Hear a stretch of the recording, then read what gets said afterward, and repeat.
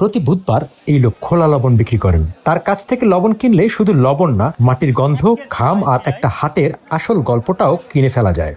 আমাকে একটা খোলা লবণ মেলা চলে ভাই, 70 বস্তা 80 বস্তা লবণ চলে। এটা আসে হলো চিটাগাং থেকে। গরু বছর পালে মানুষ, সার গরু রাখি করে না, কোরবানি যাচ্ছে সামনে, লবণ লুস লবণটা বেশি বেশি লাগে আর কি। রানিং 22 বছর ব্যবসার। আগে কলা পাতা বেচছি, এখন কলা পাতা পলিথিন আসছে, কলা পাতা বাদ হাইটা যায় কলা পাতা গুলি। এখন পরিষ্কার, এখন মানুষ তরকারি দেখায়, তরকারি তো চলে লবণ। লবণ 20 টাকা, আর ওই যে সিআই প্যাকেট পকেট বেচে 40 টাকা ওগুলো প্যাকেট। এই হাটের নাম ঘিওর হাট, 200 বছরের পুরনো, এখনো দেশের অন্যতম বৃহৎ ও জমজমাট হাটগুলোর একটি। প্রতি বুধবার এলেই নদী পাড়ের এই হাটে হাঁটতেই কষ্ট হয়, আর আজ পুরনো সময়ের হাটের গন্ধ এখানেই টিকে আছে। এখানে থাপড়ানো রুটি পাওয়া যায়, মিলবে খোলা তেল, খোলা গুড়। এক কোনায় স্যান্ডেল মেরামতের দোকান, আরেক কোনায় দরজা জানালার ব্যবসা। 35-36 বছর ধরে। আগে উন্নত ভালো ছিল, এখন ভালো না। আমরা রাজবাড়ি পানেসার থেকে নিয়ে আসি, তখন ভালো ছিল, অল্প টাকা কামাইছি, ইনকাম ভালো হয়েছে।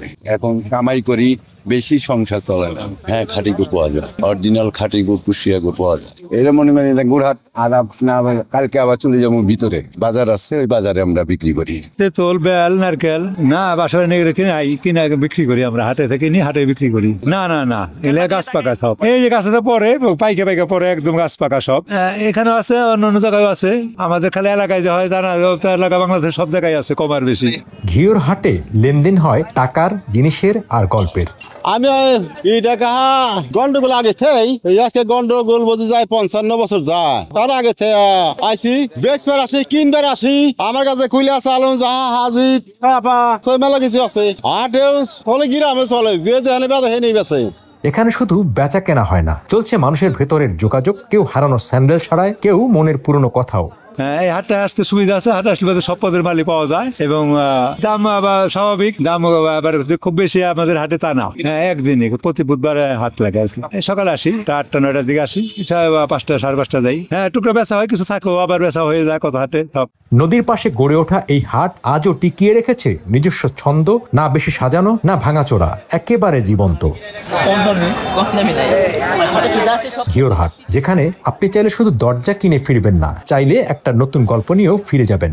চার দোকানে আগে ভালো বেচা কিনা হতো, এখন খুব কম হয় লোকজনের কারণে।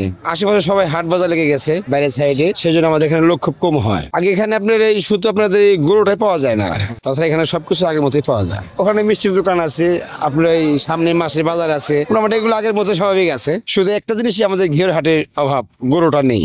আপনার এলাকায় কি এমন কোনো হাট আছে যেখানে লবণের থেকেও বেশি কিছু বিক্রি হয়? কমেন্টে জানান, চলতি খুঁজে নেবে সেই হাটের গল্প।